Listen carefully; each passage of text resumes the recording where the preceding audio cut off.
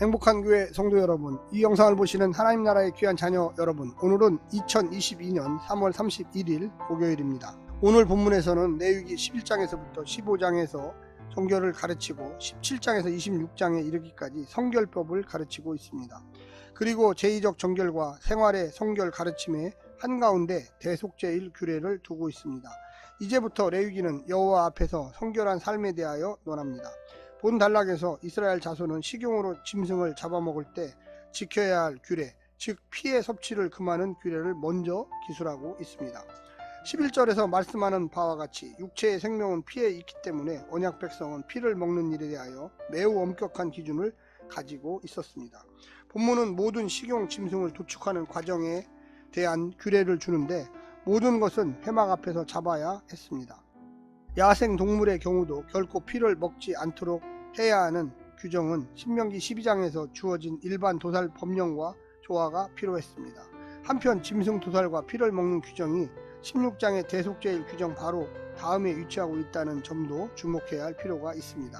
대속죄일의 속죄는 피에 대한 제의와 함께 레위기 제2지침의 중심을 형성합니다. 오늘 본문 레위기 17장 1절부터 16절까지의 말씀을 듣고 다시 오겠습니다.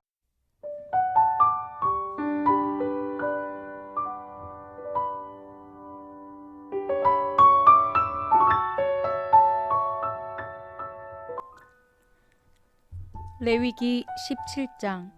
여호와께서 모세에게 말씀하여 이르시되 아론과 그의 아들들과 이스라엘의 모든 자손에게 말하여 그들에게 이르기를 여호와의 명령이 이러하시다 하라.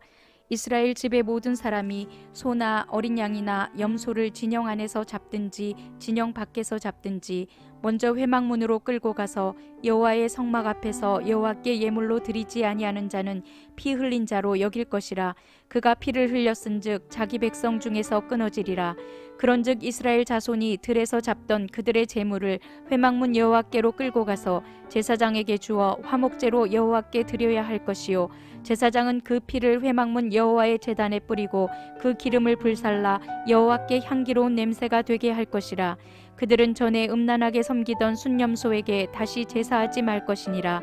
이는 그들이 대대로 지킬 영원한 규례니라. 너는 또 그들에게 이르라. 이스라엘 집사람이나 혹은 그들 중에 거류하는 거류민이 번제나 제물을 드리되 회막문으로 가져다가 여호와께 드리지 아니하면 그는 백성 중에서 끊어지리라. 이스라엘 집사람이나 그들 중에 거류하는 거류민 중에 무슨 피든지 먹는 자가 있으면 내가 그 피를 먹는 그 사람에게는 내 얼굴을 대하여 그를 백성 중에서 끊으리니 육체의 생명은 피에 있음이라. 내가 이 피를 너희에게 주어 제단에 뿌려 너희의 생명을 위하여 속죄하게 하였나니 생명이 피에 있으므로 피가 죄를 속하느니라. 그러므로 내가 이스라엘 자손에게 말하기를 너희 중에 아무도 피를 먹지 말며 너희 중에 거류하는 거류민이라도 피를 먹지 말라 하였나니 모든 이스라엘 자손이나 그들 중에 거류하는 거류민이 먹을 만한 짐승이나 새를 사냥하여 잡거든 그것에 피를 흘리고 흙으로 덮을지니라.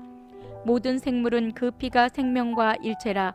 그러므로 내가 이스라엘 자손에게 이르기를 너희는 어떤 육체의 피든지 먹지 말라 하였나니 모든 육체의 생명은 그것의 피인즉 그 피를 먹는 모든 자는 끊어지리라. 또 스스로 죽은 것이나 들짐승에게 찢겨 죽은 것을 먹은 모든 자는 본토인이거나 거류민이거나 그의 옷을 빨고 물로 몸을 씻을 것이며 저녁까지 부정하고 그 후에는 정하려니와 그가 빨지 아니하거나 그의 몸을 물로 씻지 아니하면 그가 죄를 담당하리라.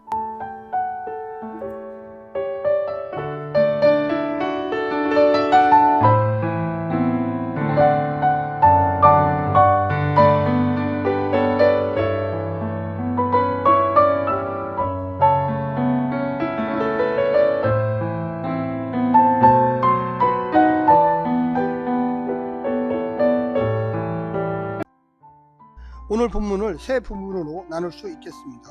1절부터 2절까지는 서론, 3절부터 9절까지는 회막 밖에서의 도축 금지, 가축 도살 금지, 희생제물 도살 금지, 10절부터 16절까지는 피 섭취 금지, 피 섭취 금지와 이유, 사냥한 고기에서 피 섭취 금지.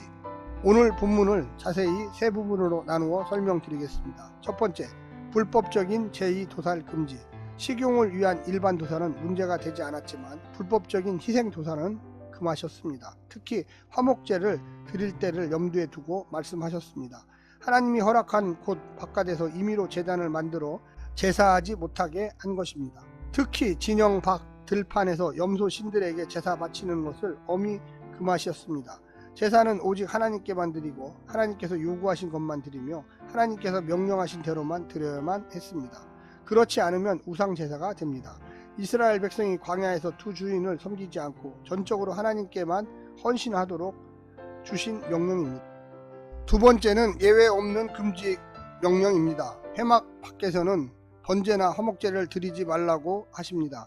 이 규례를 어기면 백성 중에서 끊어지는 벌을 받았습니다. 그것은 우상숭배가 되기 때문입니다. 특히 이스라엘 안에 거주하는 타국인에게도 이 규례를 적용함으로써 혼합종교의 위험에서 이스라엘을 보호하셨습니다.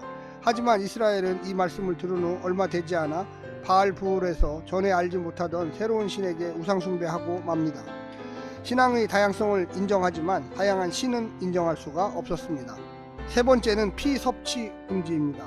육체의 생명은 피에 있고 오직 이 피로만 생명을 속죄할 수 있기에 이스라엘 자손이나 타국인 모두 피를 먹을 수가 없습니다. 이 규례를 어기면 백성 중에서 끊어졌습니다. 사냥한 고기라도 피는 빼서 흙으로 덮고 고기만 먹어야 했습니다. 피가 죄로 속하는 이 원리는 예수님의 그리스도의 죽음을 통한 속죄 제사를 예표하고 있으며 이제 우리는 그리스도의 피를 마심으로 영생을 얻고 마지막 부활을 고대하며 살 수 있게 되었습니다. 사랑하는 성도 여러분, 우리가 지난 한 달 동안 레위기를 1장부터 17장까지 같이 연구하고 생각하고 묵상하며 또한 오늘날 우리가 현대사회를 살고 있을 때 어떻게 적용할지를 고민해 보았습니다. 내일부터는 다시금 요한복음을 시작하게 됩니다. 우리가 이 땅에 사는 동안 늘 하루하루 말씀 묵상을 통하여 성령의 인도하심을 받고 하나님께서 주시는 지혜와 능력으로 세상을 이겨나가야만 하겠습니다. 오늘 하루도 승리하시고요. 성령 충만하는 능력을 받으시기를 간절히 부탁드립니다. 샬롬.